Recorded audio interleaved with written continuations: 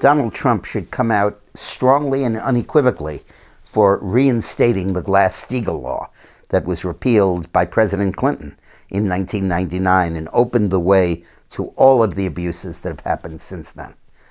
When the federal government wanted to insure bank deposits in the 1930s, the liberals said, let's have an deposit insurance program. And Carter Glass, the head of the Senate Finance Committee, said, if we do that, we have to stop the banks from making risky investments. Otherwise, we're in effect insuring those investments. And therefore, the Glass-Steagall Act was passed. And for 50 years, the banks lobbied to try to get it repealed so they could make more money. And finally, Bill Clinton in 1999 agreed to repeal it and signed the bill.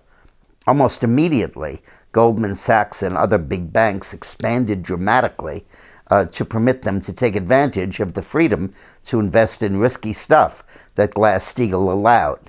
And by the way, the next year, Bill Clinton was out of office, and one of the first speeches he gave was to Goldman Sachs and other banks, all enriched by his repeal of Glass-Steagall.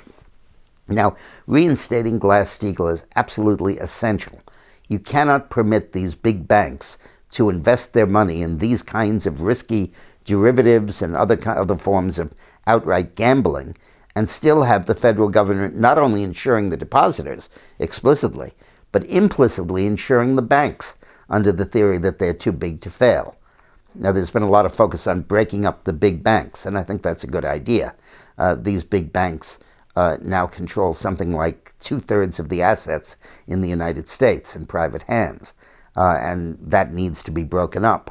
But far more important than breaking them up is to limit what they do with the money so they return to plain old vanilla banking of business loans and mortgages and car loans and stuff like that, rather than risky investments that have huge winnings but huge losses if they fail.